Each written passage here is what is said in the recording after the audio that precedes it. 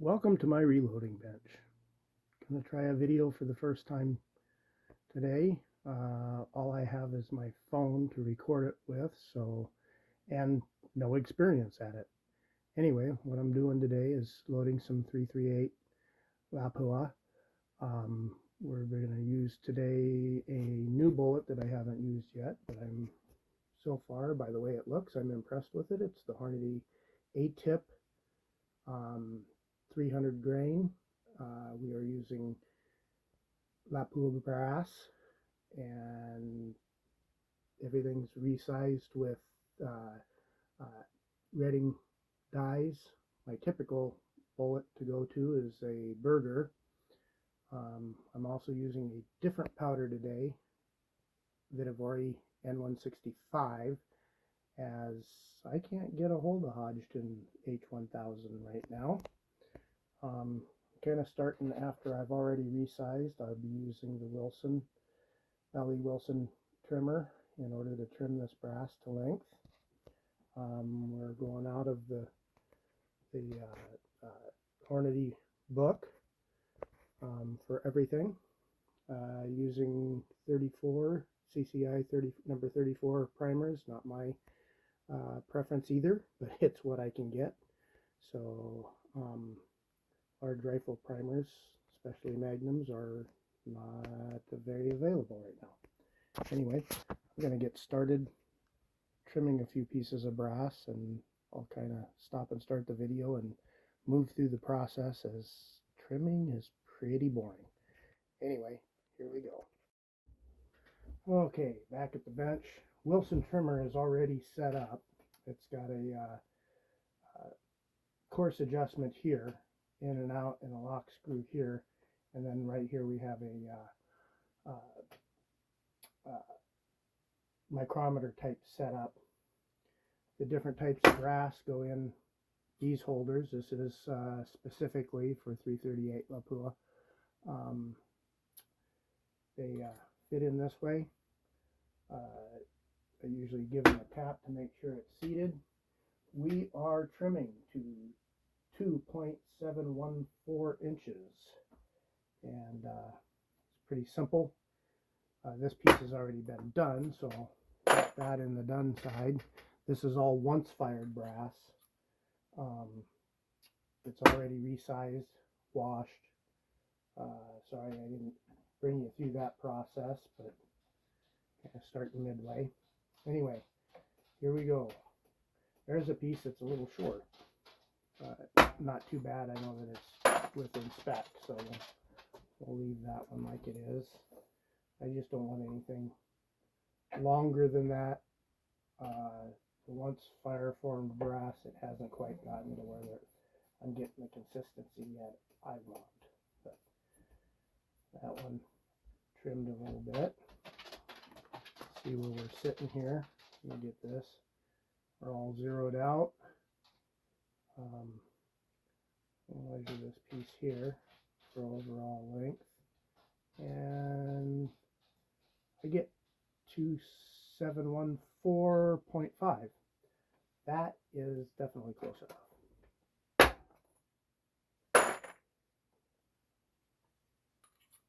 The brass will grow every time you use it, so the ones that are short, they'll come up longer. They were short before they were ever used. So however, Lapua brass is generally probably the most consistent brass you're going to find. So there is some parts of it that aren't real consistent, but anyway, I think you can see how this works here. This holds that little holder down. There's a cutter right here that's very done, and then we're going from the case end to here. A lot of guys would say they don't like that. They like to go from the shoulder. Shoulders can be as inconsistent as anything else on the brass, though, so I'm not sure that that's really any better. I think this is probably one of the best trimmers on the market for a hand trimmer. I don't do a lot of trimming on brass like 223 and 5.56. Don't have the holder yet to trim. I kind of use a round as well that I really like. That's L.E. Wilson, or not L.E. Wilson, excuse me, Wilson Combat. Has 300 hammer, and I do have a rifle chambered in 300 hammer, and I really like the round. And I don't have I gotta send it to L.E. Wilson to get a holder for that. So, but most everything else, I take it as it's kind of close, and if it's gonna get too long or whatever, I kind of just go through the brass, because the long range stuff is really my hunting brass, and the long range stuff is really the only thing I get really picky on brass about. Here's another one that was a little short, but it's just a little short, so I already know that the ones that are short are not too bad. So, like I said, this is what's fired already, and I have gone through and trimmed every one of these already from the start. So, anyway, that's pretty much how they work. I'll come back and start the camera again once we get to the next step. Okay, here we go, back at the bench again. This is what we'll be doing now, just a little bit of deburring.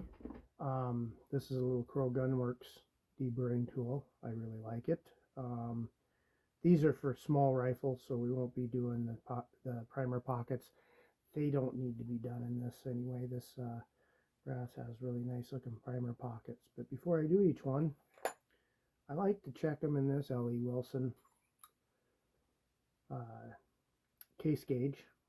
Just as a quick check, if you see, it's got that's where the brass is supposed to be. With the top there, not over that. So right in between either one of those two places right there is good. So that one's good. That one's good. I'm pretty sure these are all good anyway, but I usually do that.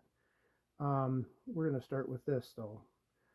We just chamfer the inside, chamfer the outside. Doesn't take much.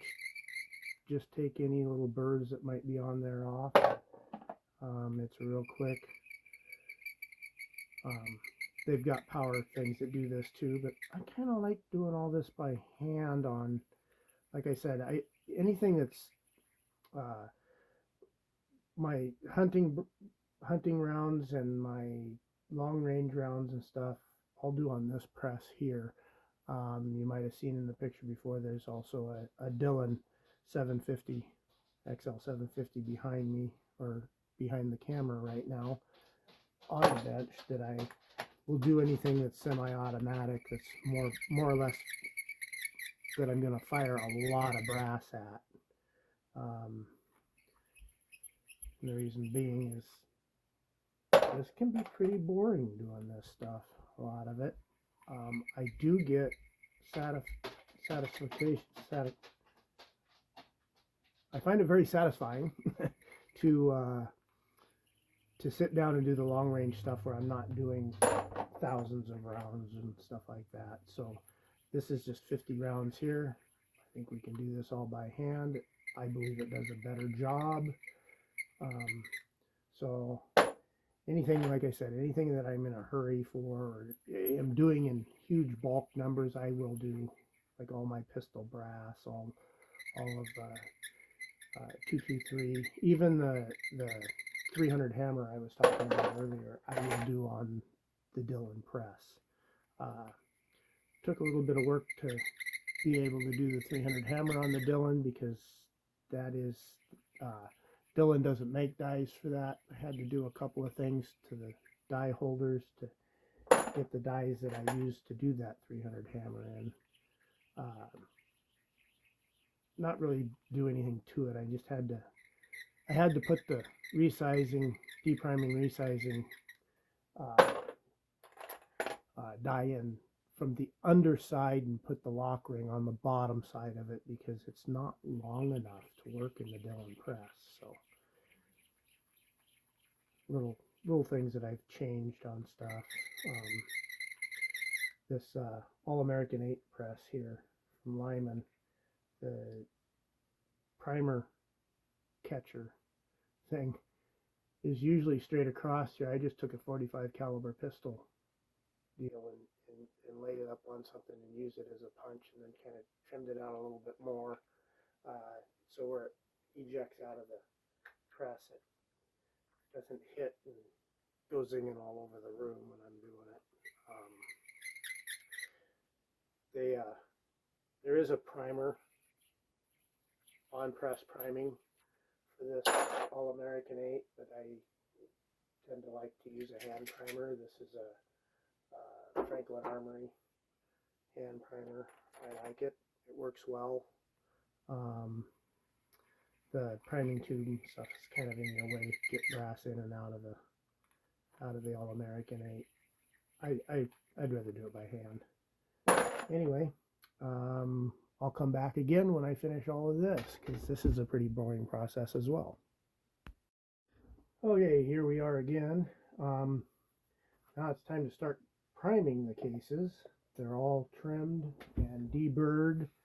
They've been, of course, you didn't get to see it, but they've all been washed and resized, deprimed, and now we're back to priming them again. So I'm going to use the little tray that I got with my Dillon here to make sure all these primers face the right direction and flip them all. There's only a few here that don't. It grabs the edge of the primers that are upside down, and pretty much all you usually have to do is shake it, and there they are, all upright. However, I need them facing the other way in this deal, so this is also a flip tray, and now they're all with the back side up. I think, I've never done it this way before, but I think what I can do is gather them close together, as long as I don't flip any of them over, get them somewhere near the middle. Hopefully this works out all right. Anyway, get them all toward the middle so they'll fit inside the hand primer tray.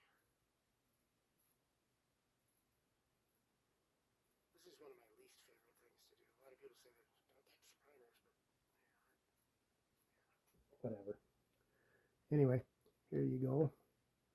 Oh, that doesn't quite fit on there right. I hope we can do this without getting them weird. I'm going to do this real quick here. I bet you a bunch of them flipped over. That probably didn't work real well. Oh, it looks like it did. Hang on. We got just a little bit of scatter here.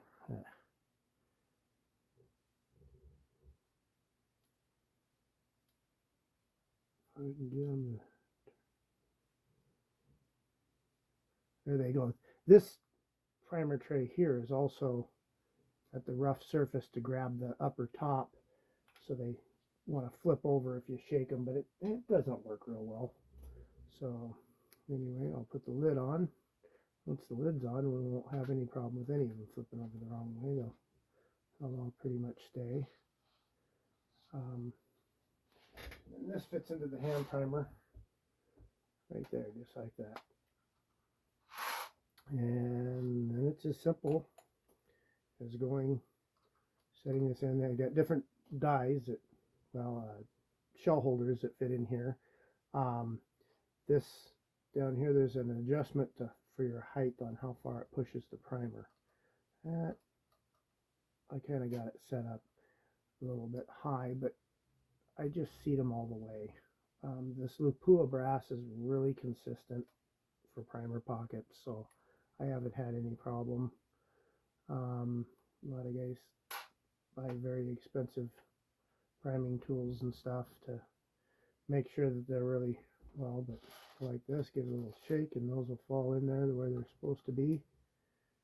And see, no primer yet. I'll give it a little push and it should be right there. There's a primer right there, well seated. And then I'm going to put it down here in this little this came out of the lid of the Lapua brass box. I gotta uh, get my brother-in-law to make me one of these for 338 Lapua. He put Grant's Armory on it, and it's really kind of nice. And this, he also did this right here. It's 300 hammer time. He 3D printed me that block, and that's pretty personalized and pretty nice. I really like that. Now I got to see if I can get him to make me one for the 338 Lapua. But anyway, we'll go just make sure that they're all primed there, and then the next step is, once I have them all laid out, will be I'll bring out the powder measuring deal. I use a RCBS, it's a kind of an automatic scale. I'll show you how it works here on the next video, but I'm going to do a few of these. Let you see me doing them. Should be checking each and every one. I'm kind of distracted by having a camera on me doing this and talking about doing it at the same time. But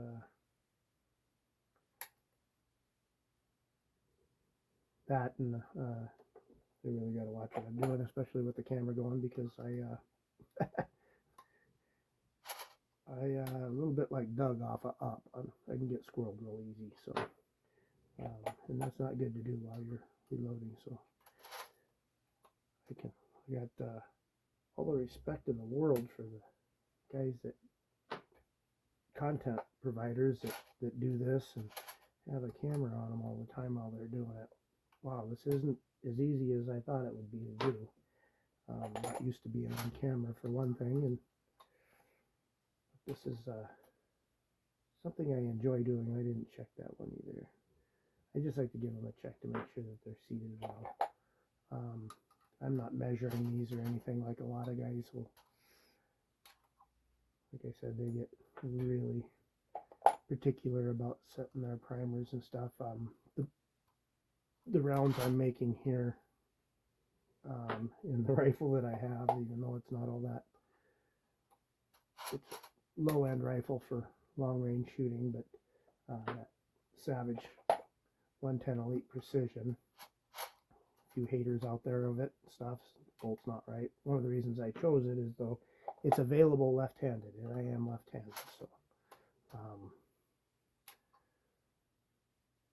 it's makes it a lot nicer on the shooting bench when you don't have to reach over it or drop your support hand and stuff. You have to figure out your support on your rifle every time you make a shot.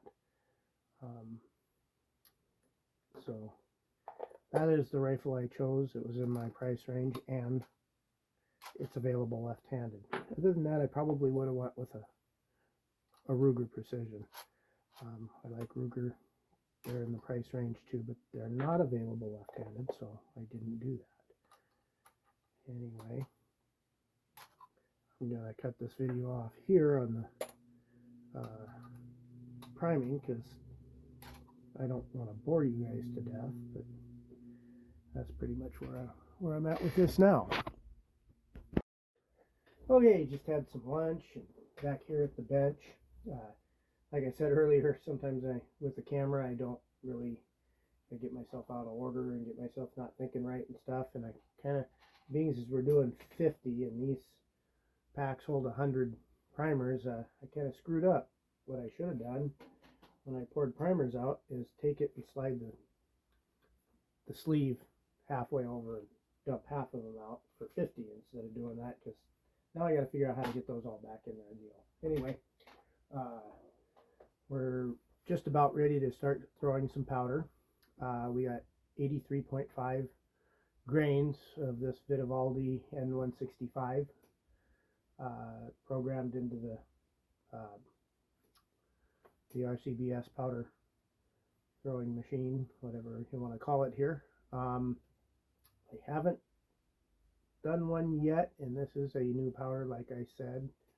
I'm going to throw a charge, and then I'll check it over on another scale that I've got, the Dillon Precision scale, and we'll see what it does.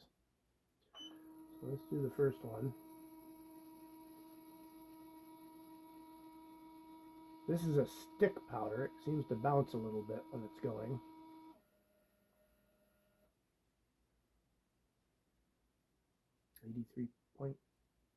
.2, 3, 4,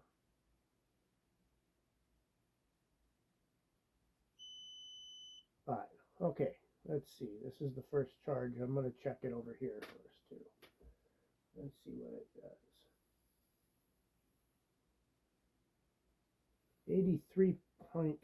83.4. Okay, so which scale is correct?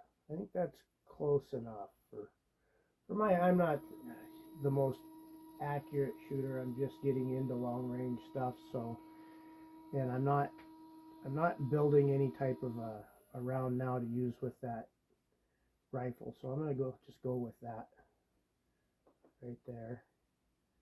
See how consistent these are here. I'll test a couple of them, see what they say. Okay, second charge.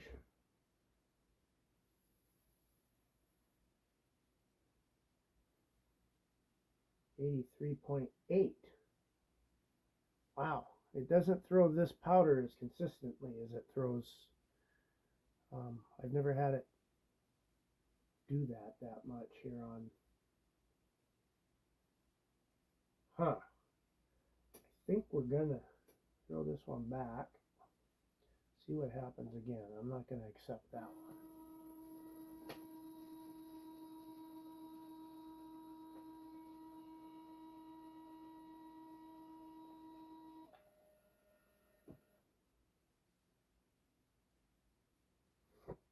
Stopped at 83. Now it's trickling it.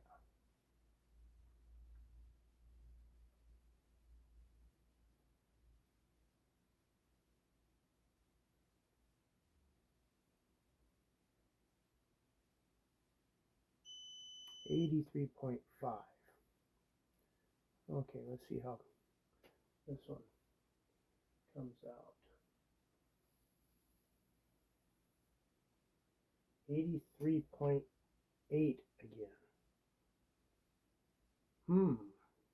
Which scale is right? Let me put the cover on this one. We're going to start this stuff over. Here, I'm going to put the little cover on this so I don't have shit falling out of it. And we're going to pour this one back as well. I think I'm going to pour the charges that I just threw back so I can start with number 1 on it. And we're going to calibrate each scale. It's been a while since I calibrated either one of them. So, oh shit. I didn't turn that off yet.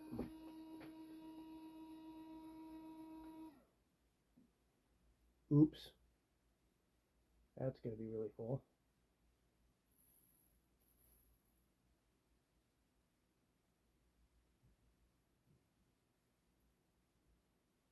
Thought I wanted to throw another one. Oops.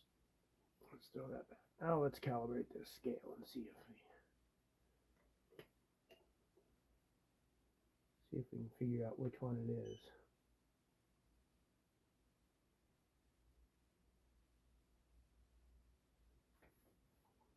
I turned this on and let it sit for a little over a half hour. The Dillon I didn't. It doesn't normally need to sit it before it's throwing normal or good deals. But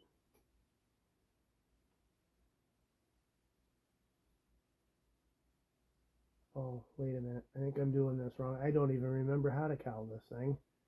It's been a while. I haven't had a problem with it. Let me think of where the book is. I'm going to stop the video now and start over with this a little bit. Let me figure this out.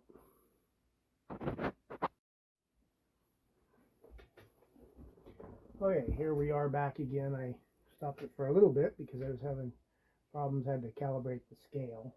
I should have done that every time. It's been a while since I've been on the bench. So anyway, it's back to throwing pretty consistent. There's 0.1 difference between the two. and it's doing pretty consistent 83.5 on the RCBS, and the Dillon Precision says 83.4. So I don't know which one's correct. I guess that's close enough as long as they're consistent, and the two scales I think we're consistent here. So I don't know which one's really correct. I did calibrate both scales again since I was here last, and that made the difference because it was kind of all over the board there for a little bit. Now, the RCBS, you'll notice I've done 10 of them, got consistent at all 10. However, I had to pour 2 of them back. So that's why the RCBS says it's charge number 14. It's actually charge number 11, which I have in the pan right at the moment. Make sure, because I gotta pour it back. It's no danger of double charging here because we're about probably 85-90% case fill on this with this powder at this charge weight, and if you double charge it. So no danger there. The biggest danger would be non-charge, which it just wouldn't do anything. Primer would go off and I'd waste a primer. So anyway, here we go. I'm going to check this one out. The RCBS says it has 0.4 grains on it. That was odd. Why did that change? Okay, here we go. Let's just check this 11th one. 83.1. Now that's weird because I did say I'm going to go ahead and use it because it's been consistent, and just in the waiting of getting the camera back running again, it did say 0.4 on there, and I re-zeroed it. I was thinking about stopping doing a double weigh on it. Oops. Let's let this one finish.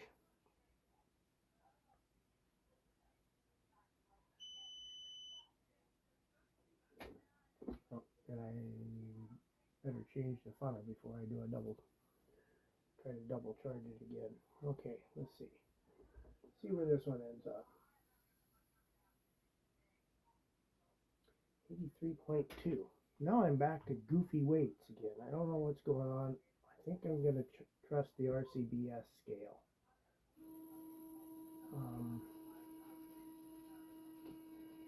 I did change that, right? Yes. Okay.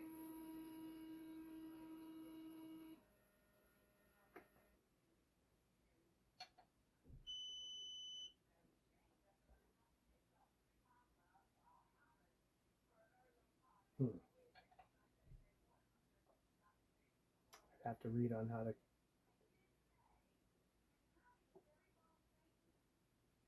83.2. See, now this one says 83.2. I'm going to ask it to do that over.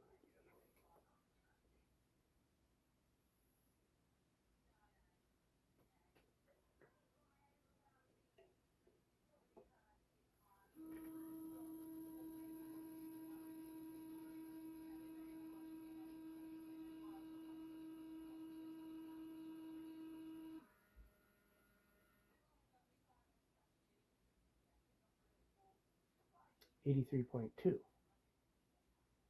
Oh no, it's still going. Never mind.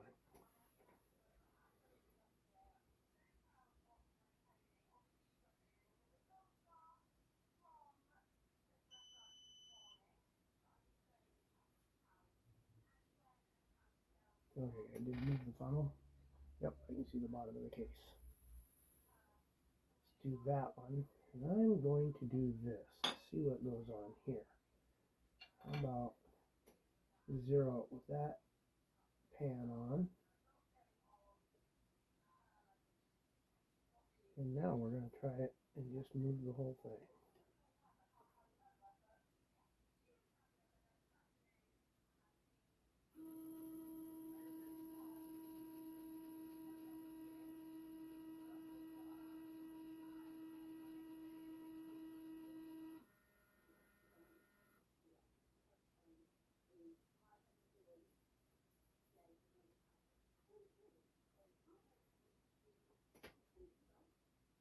move this too.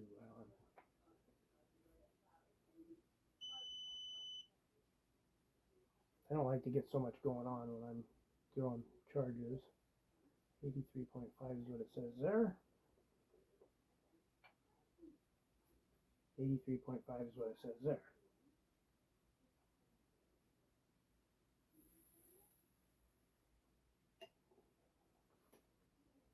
Move the funnel. Being on camera is distracting to me, I can tell. Not used to doing that, not used to trying to tell everybody what I'm doing while I'm doing it. I just kind of normally do it.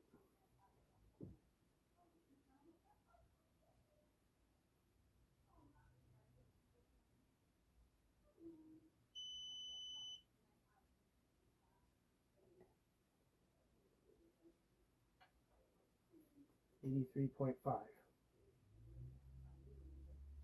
Now they're both telling me very consistent things, and look at what I just did. I just double charged one again. This is what I'm telling you. There's no danger whatsoever of throwing a double charge with this. Actually, no, I don't think I did. I think I was plugged. Okay, I thought I moved that. I wonder if I've done that before. Thought I didn't move it, and it just didn't go through. This funnel might be a little small for this powder. Stick powder seems to block up a little bit.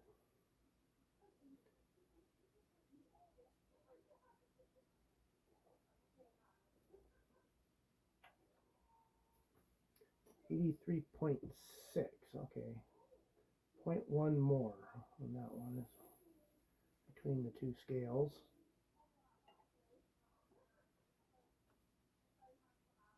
I've seen a lot of people not get real accurate out of this little Charge Master light, but or say a lot of people online and stuff, on videos and stuff.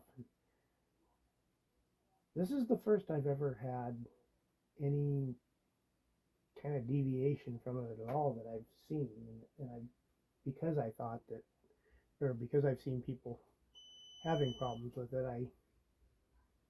I have quite often double checked it. Usually double check them. 83.6 again. Okay, so that's consistent. It is 1 point higher than the charge that I want, that I'm set for. That's on the Dillon scale, and I'm thinking it might be the Dillon scale that's off more than the RCBS.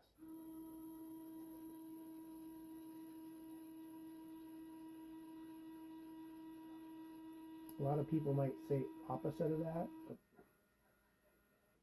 I've had this RCBS a lot longer than the Dillon.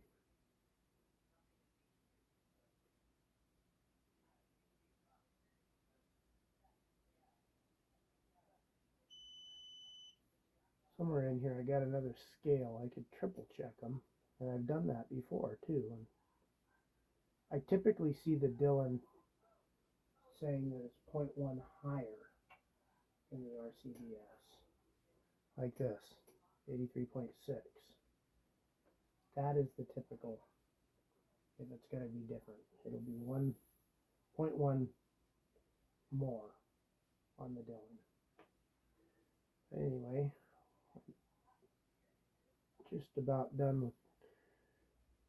I'm at charge 19 now. I'll bring you to charge 20, and then I won't bore you to death. I'll go ahead and finish the rest of these up. I'll throw the press back on, and we'll start pressing some bullets. Till then, we'll see you later.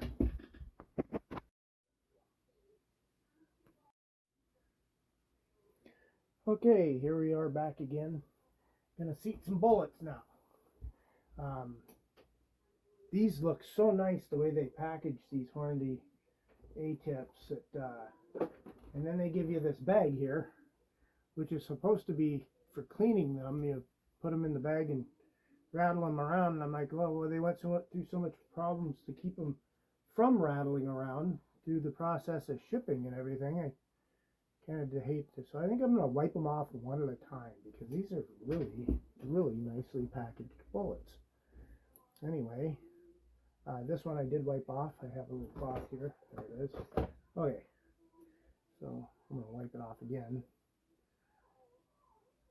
Anyway, I backed this off a little bit. Oh, I already put the measuring tool away. Let me take this round out of here. I ended up doing 51 because I had another one kind of prepared. Oh, I don't want to pull the press off again, but oh, okay, I can get to I got to get my calipers out because we got to do a overall length set. I'm going to sneak up on this. Like I said, this is a brand new bullet for me. I have not used this one yet. I would have been able to just start off and start seating bullets the way it was set up. These three here are 338Lapua. They just stay in this one. This is a 223 Remington or something. I don't know why we got that in there. I think it's a full-length resizer. This is a full-length resizer. This is a neck sizer. This is the one I use all the time. This has got my decapping pin in it and everything. This is the bullet seater here in the middle. Like I said, I backed it off from the burgers that I normally use. That's these here. Anyway, not sure how much different these are going to be. If I was going to do the burgers again, I'd be able to just take right off. The burger's shorter, but I think this bullet seater works a little bit off of the edge of it. It doesn't push on the tip. But, you know, when you assume or when you don't know for sure, you know what happens. You make an ass out of you and me. So I backed it off a few turns, and we'll see where it goes. This first one, and we'll sneak up on our overall length. So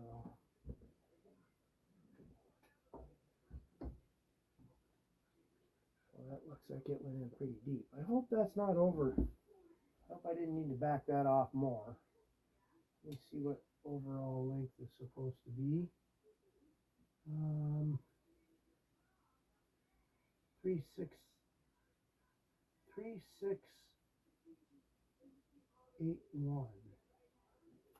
Supposed to be overall length. That's getting tight here.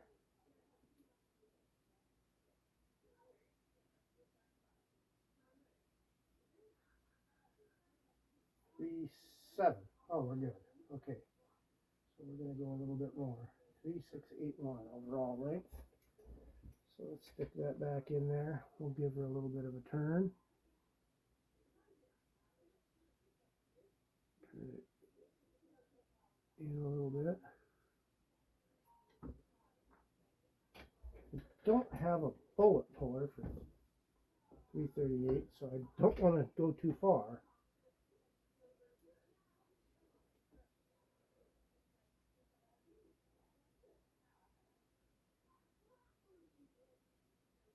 $3.693. A little bit more here.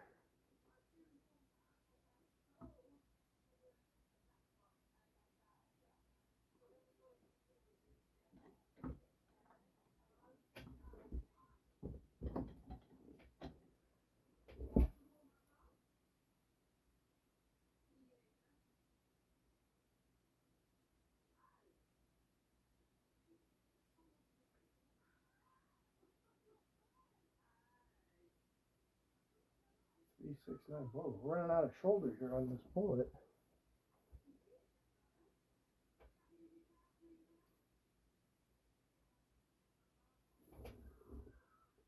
3681. I'm 369 right now.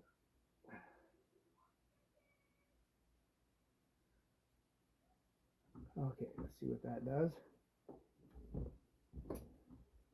Just a hair more. I actually like doing this. Oh, let's see here. Let me back over here. I like to be able to pull the base of the bullet down onto the 368. We do 3681. Okay, so we're just a hair deep. And I'll leave that like it is. Let's back that off a little bit.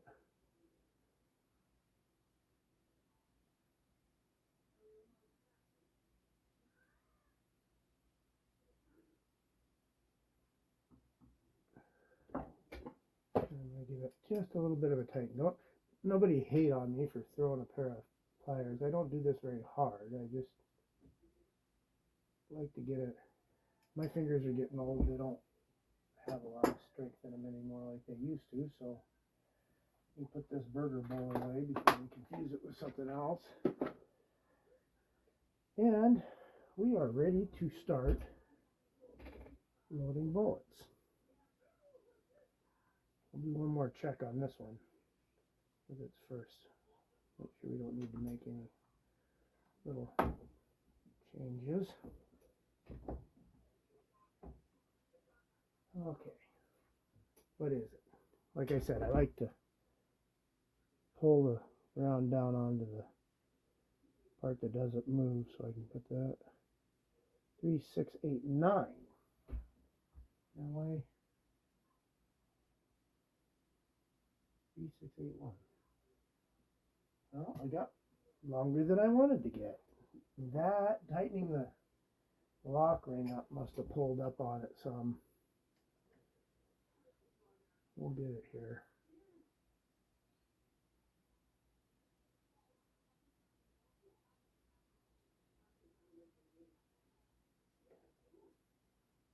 Actually moving the whole thing. That might make a difference too. Let's seek this one more time and see where it puts it.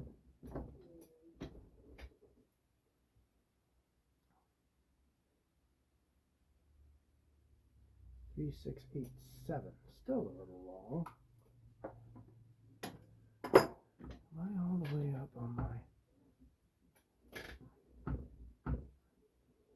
I am not. I'm gonna have to start all over with this because I like this to come down and be on the. I don't know how this got out of adjustment so far. I like it to be on the case holder, and it wasn't. That was probably part of my problem.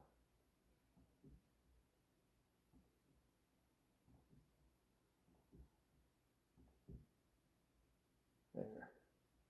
Let's leave it right there. Take this ring down.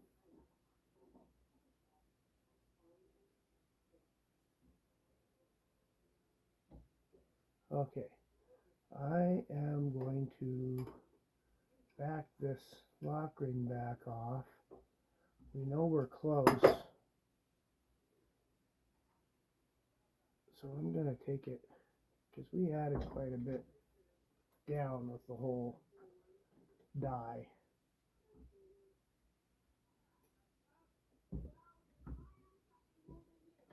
Wow, that's tighter than I want it.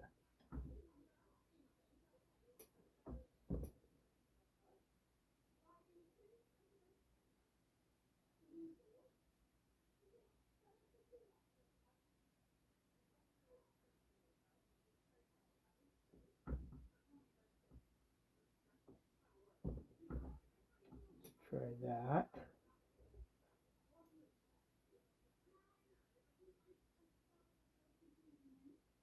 Three, 6, 8, 0, 5. think that's going to come out of it now if I, as long as I hold that. Last time tightening up this lock ring, lifted that enough that it made the difference. Let's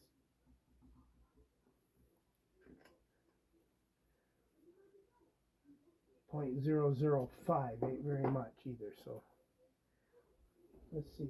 We'll try one more, see if we're in there. If we are in there, that's what we're going to go with. Okay, let me wipe this one down, because I don't think I wiped that last one down like I was supposed to. Maybe that's the reason I gave you the whole rag, or the whole bag, and do them all at once, but I just don't like the idea of rattling these around together when they were packaged like this.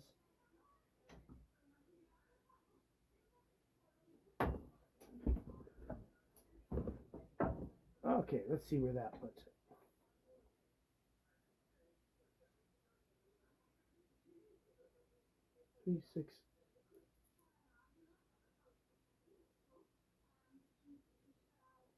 What? 3, 6, 7, 8. That is too far.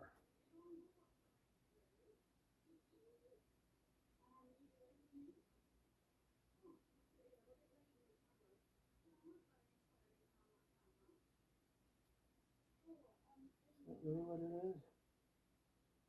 3, 6, 7, 8. What the hell? Yeah, it's still zeroed. Okay. Boy, we're chasing this all around, aren't we? Let's see what we can do here. Obviously, I ended up down too far.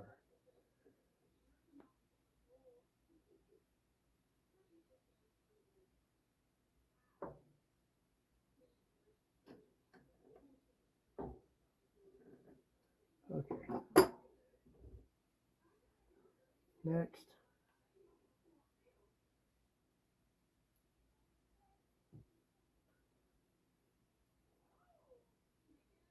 Now, I've never measured the jump to lands or even figured out what the jump to lands on this rifle should be, so I'm kind of just sticking to basically what I would get if I went and bought ammunition at the box store. However, if you can find 338Lapua at a store, you're gonna pay about $7 a round for it. Good Lord, that's expensive ammo. I'm making this probably for about $4, maybe $5 a round. Oh, I don't like the way that felt going in. Did that peel a bullet? Doesn't appear to have. I just thought it felt bad going in. Okay, maybe it was fine.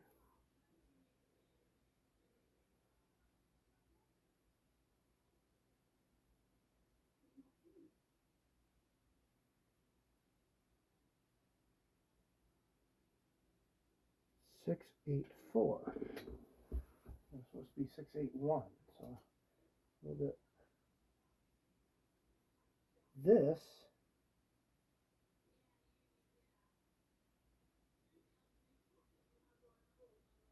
I didn't think these dice had a crimp feature to them, but evidently they must. I'm back to 0 on setting this thing up. I've never noticed it crimp before. I'm going to take this back up and not...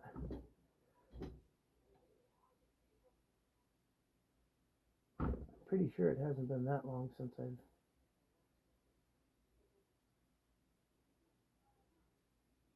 Okay, I've moved this die back up.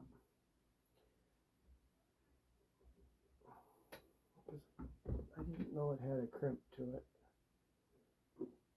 That's going to make the overall length longer again. So now we're kind of back to 0 again. Back to the starting point.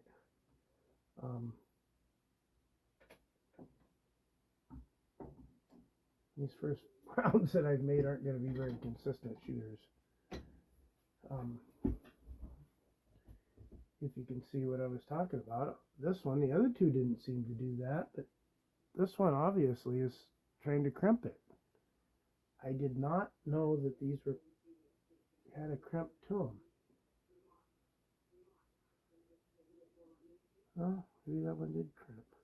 This is the one I thought was tight going in though, too. It sure looks like it's a little over crimped, like it shouldn't have been.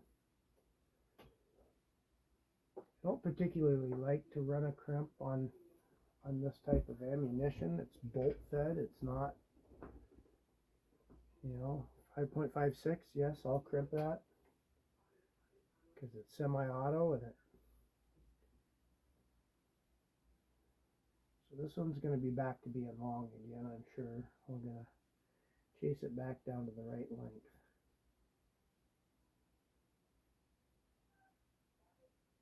And I'm not going to edit any of this out because these are things that you guys might see when you're trying to do this.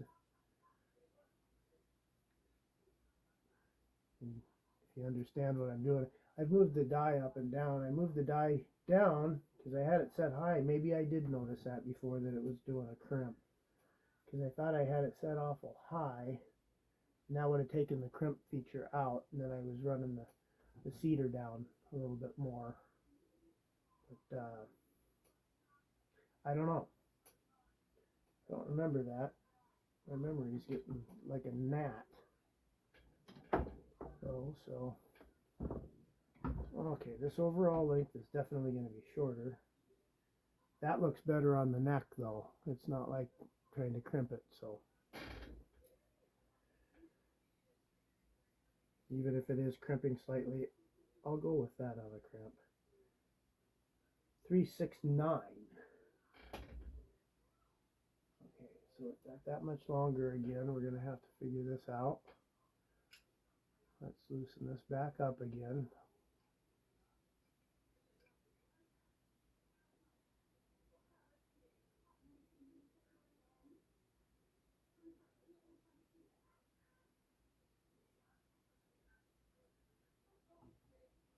I hope that's not too much.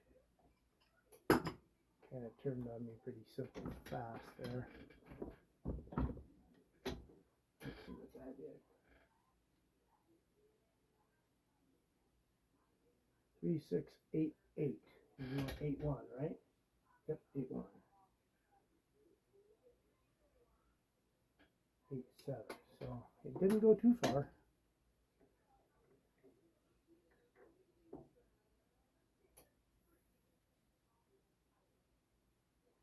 Ooh.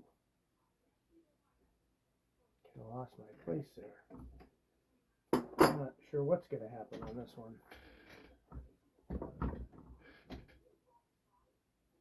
Maybe we'll get lucky. I don't get lucky very often.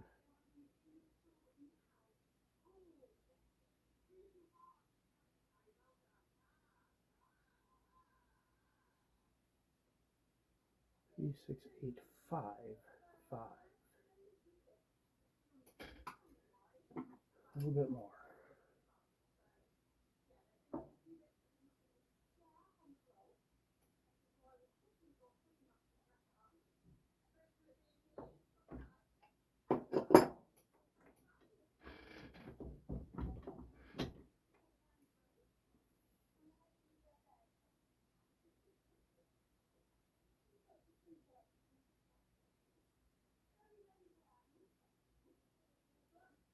Three, 6, 8, 3.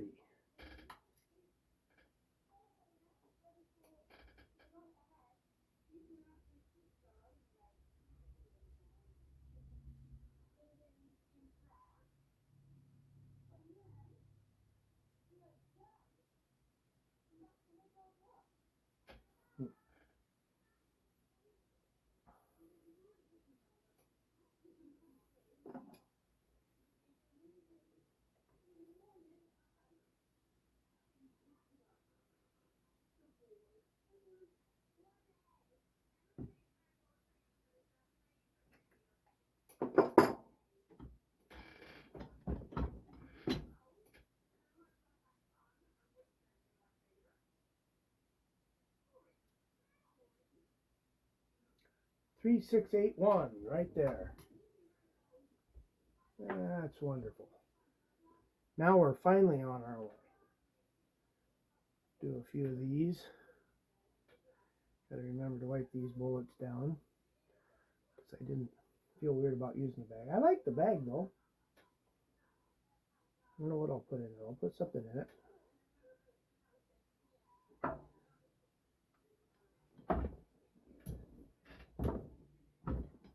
I'm going to check this one too. Oops. Told you how I like to do it, and I was doing it backwards. 3683. How did I end up there? Did I not do a complete cycle?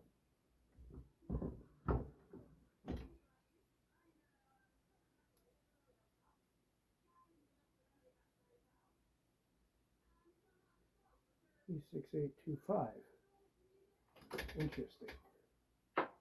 Why are we not ending up the same length?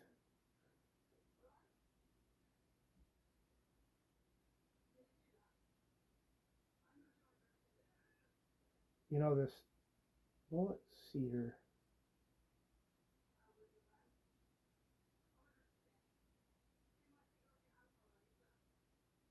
goes down the side of the bullet a little bit. It doesn't push off the tip.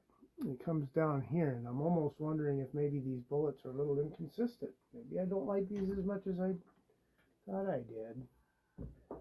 I know the burgers,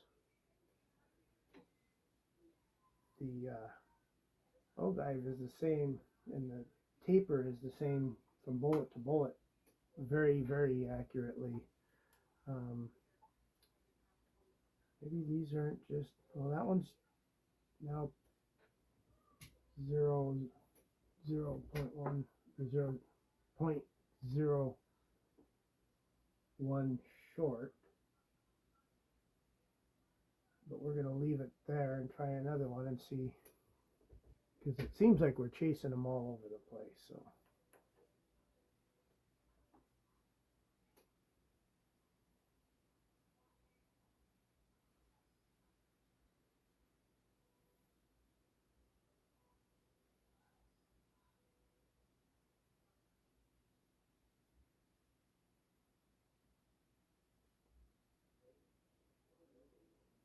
I was noticing though that I thought these were a little bit better manufacturing than the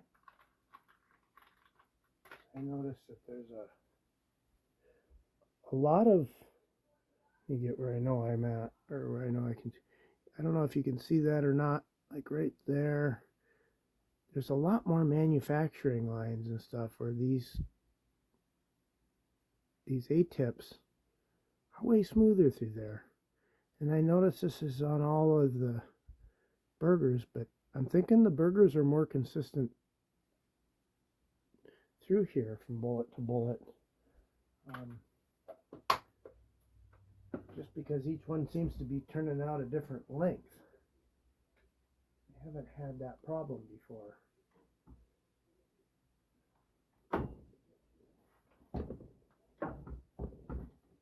So let's see what that one did.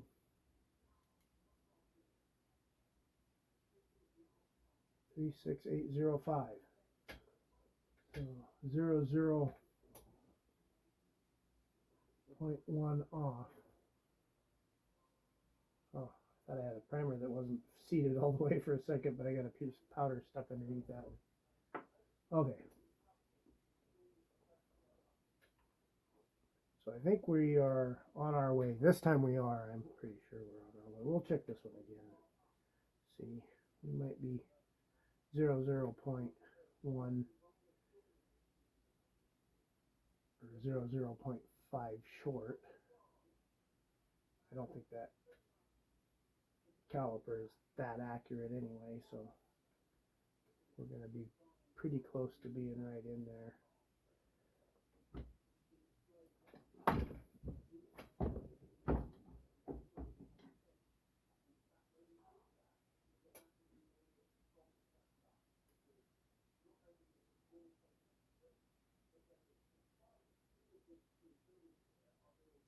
Yeah, see, that one ended up a little short. 679.5. So I think we're as close as we're going to get with the consistency of these bullets.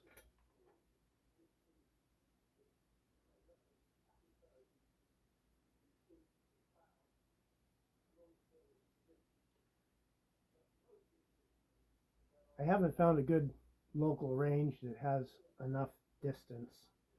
I'm trying to get into one now that does have, they have a 550 and a 600. 600 is not open very often, just sometimes. I think they have to open up something else, but trying to become a member there.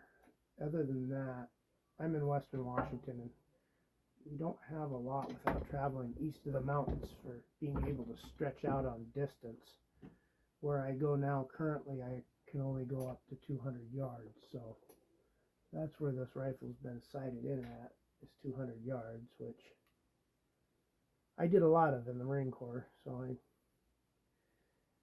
and that's not what I would consider ELD at all, so that's a good bit of yardage, but not, certainly not ELD. I would love to be able to stretch it out, I don't know, I want to find 1,000 yards at least.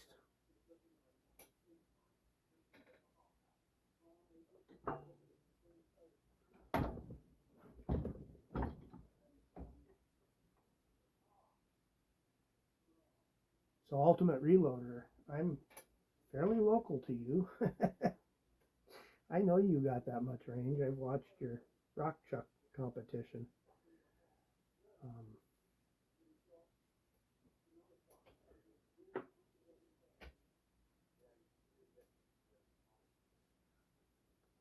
Just saying, if you ever got the gumption, you can get a hold of me. I know you can.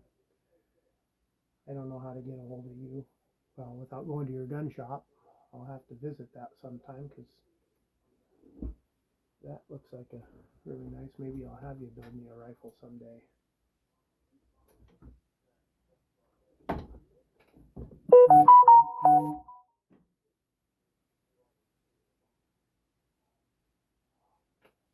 Okay, I'm still checking these because this is getting me. Normally by now you'd be just going, oh, there's one right there. Well, 0.5 off. 0.5. So we are in there now, though.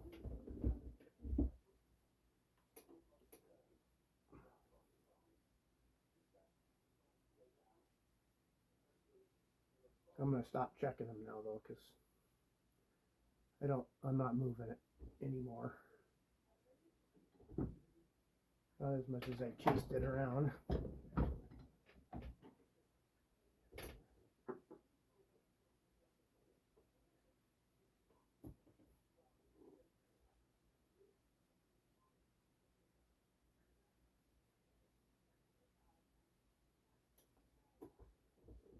I think I've pretty much got this dialed in. Let's see, I don't have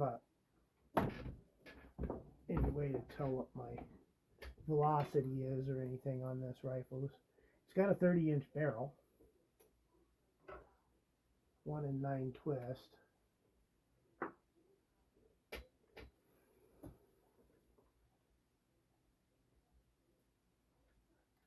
Oops. I notice these are kind of greasy, so they're making a mark on my little rag here. So they do need to be wiped down first.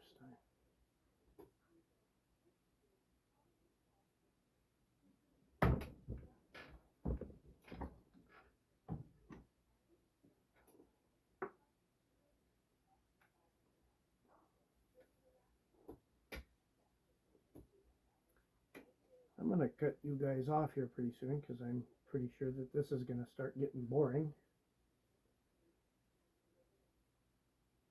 And I will make another video when I'll take you out to the range with me, and we'll shoot these and see how consistent they are. Like I said, I'm not building any type of a particular pet load in any way or any shape. I don't have any way of measuring velocity, so I'm not gonna sit there and adjust powders and stuff. Like I said, I'm just building what's basically kind of picked the middle of the range for powder charge and left it at that. But oops, I wiped the case down and not the bullet. Did the opposite.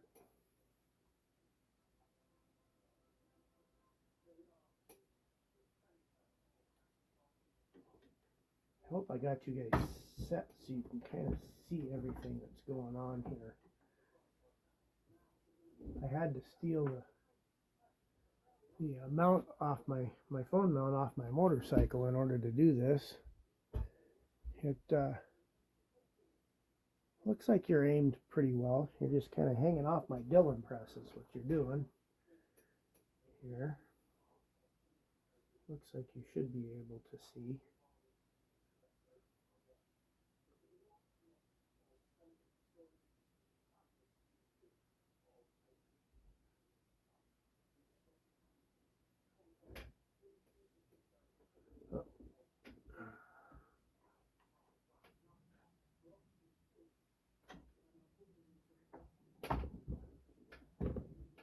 I think this will be the last one there with the camera on, and move up, finish them all off. I might come back and show you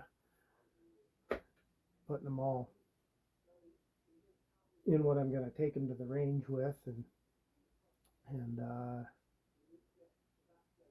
then after that it'll be taking you to the range with me. So goodbye on this one. I think this is pretty much the last of this video. So thanks for watching, and being as this is my very first video, please give me a rumble on it, and try to subscribe to the channel. I'm not a actual content maker, so I'll be there not consistently. I'm going to tell you that right now. So anyway, thank you for watching. Welcome to my reloading bench. I'm going to try a video for the first time today. All I have is my phone to record it with, so, and no experience at it. Anyway, what I'm doing today is loading some 338Lapua. We're going to use today a new bullet that I haven't used yet, but I'm so far, by the way it looks, I'm impressed with it. It's the Hornady A-tip 300 grain. We are using Lapua brass, and everything's resized with Redding dies. My typical bullet to go to is a burger. I'm also using a different powder today, Vitavori N165, as I can't get a hold of Hodgdon H1000 right now. Kind of starting after I've already resized. I'll be using the Wilson trimmer in order to trim this brass to length. We're going out of the Hornady book for everything, using 34 CCI number 34 primers. Not my preference either, but it's what I can get. So large rifle primers, especially magnums, are not very available right now. Anyway, I'm going to get started trimming a few pieces of brass, and I'll kind of stop and start the video and move through the process, as trimming is pretty boring. Anyway, here we go.